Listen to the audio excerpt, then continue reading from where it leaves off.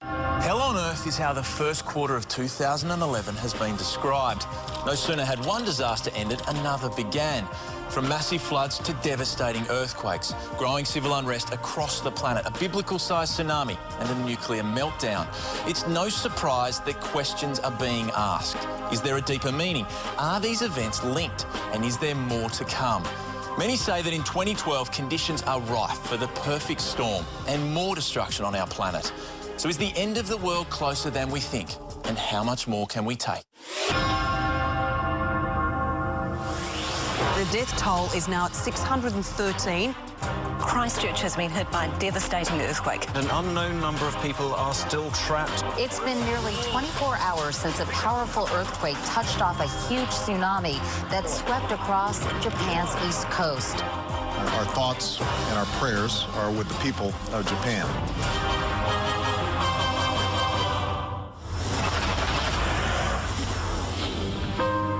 The summer of 2010-2011 will be remembered as our summer of sorrow.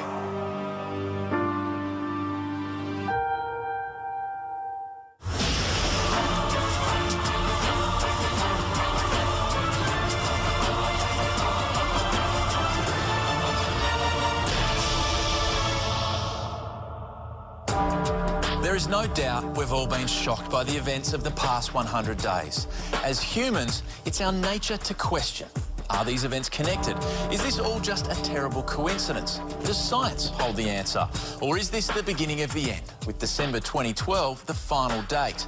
Tonight, we pose that question to the experts in astrophysics and seismology. We hear from authorities on religion and ancient mysticism, and we get some plain speaking from skeptics too. Is this panic for no good reason, or should we be concerned? You decide.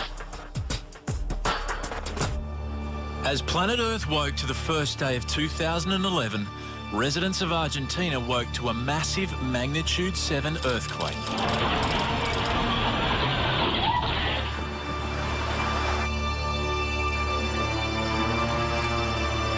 Almost simultaneously, an earthquake hit the Sichuan province in southern China, and with it 100 aftershocks.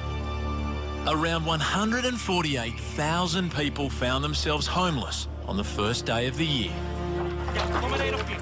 Has this year been more active than most? Well, the start of 2011 has been a particularly active area worldwide. January 2nd, 2011, and another earthquake. This time in Chile, measures 7.1. We have periods where there's above average activity. We don't totally know why it happens. January 11, disaster struck closer to home. Queensland was experiencing the worst floods in living memory. Well, just 10 months after being hit by a once-in-a-century flood, the people here are now bracing for an even bigger round 2.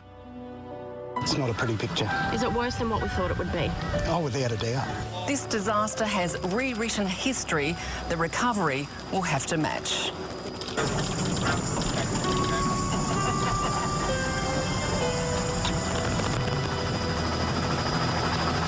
This is a disaster on an unprecedented scale, and it will require an unparalleled rebuilding effort. We have had floods before in Queensland, we've had cyclones before, but we've never had a disaster on the scale of this one. The first 3 months of this year have not been typical. There is no doubt that this year has been really tough. Well, look, the floods are obviously tragic. People died, lost a lot of property, and I'm upset about that. But in another way, I also see this as a return to the Australia that was wetter about 30 or 40 years ago. You've got to realise the world isn't as safe as we like to pretend it is. It's wild and much bigger than we are. Get used to it. A Category 5 cyclone Yasi smashed into North Queensland at midnight with wind gusts well over 200 kilometres an hour. There's no doubt that we've been king hit by these disasters. We have had clusters of disasters in the past, and we're having one now. Because it is so close to 2012, 2012 see this as a sign that the prophecies are coming true. The 2012ers based their prophecies on the ancient Mayan calendar, which began over 5,000 years ago. But on December 21st, 2012, it runs out. The Mayans made this amazing thousands of year long calendar, which eventually finished on December 21st, 2012. Did they say it was going to bring the end of the world? No, they didn't. But what they did predict with incredible accuracy was solar cycles. Now, 2012 just happens to be the peak of an 11-year solar cycle. The Maya and the Egyptians were able to calculate when the magnetic field of the sun will change. If you study then this theory, you find that a big solar event will happen. And here's where science and ancient mysticism kind of agree.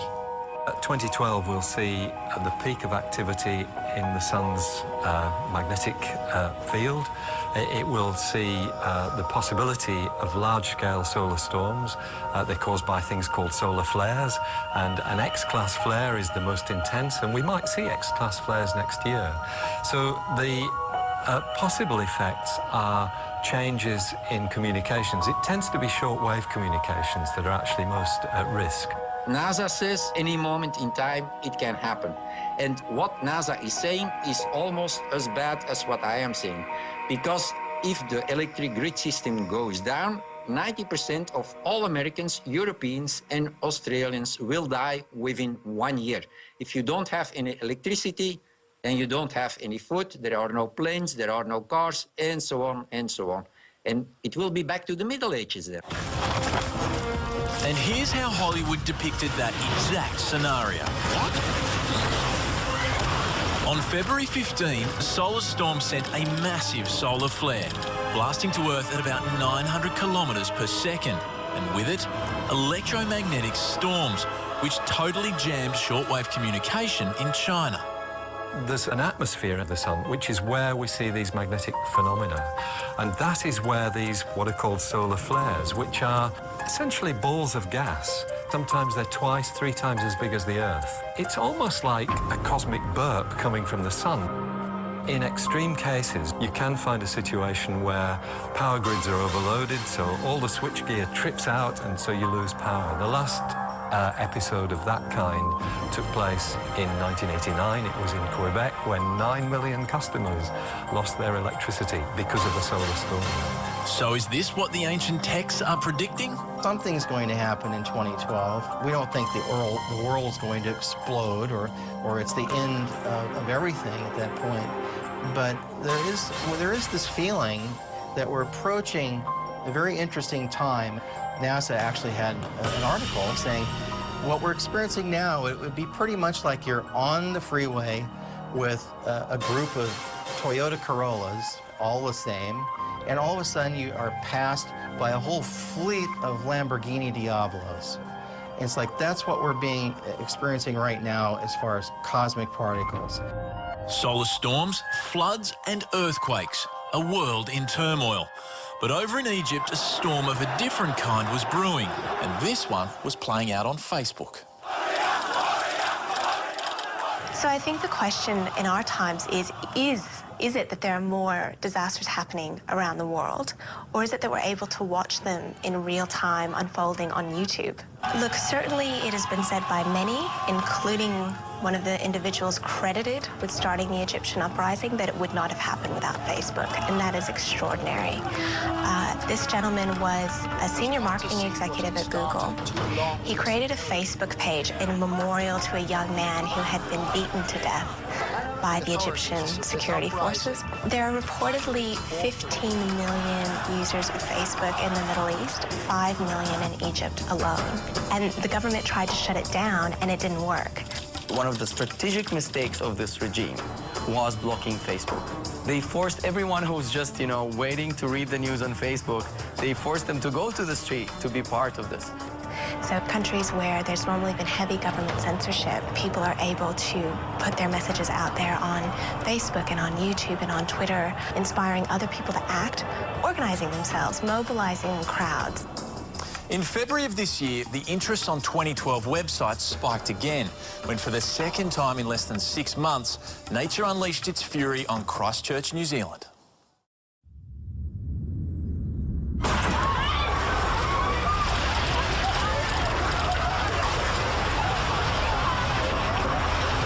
Christchurch has been hit by a devastating earthquake.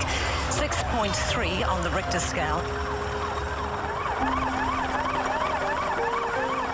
While we all watched in horror the images of Mother Nature at her worst, humanitarian organisations were quick to point out that this was society at its best. We have some people who were involved in Queensland, and then first of all the floods, and then the cyclone, and then involved in Victoria, and then were involved in the New Zealand earthquake.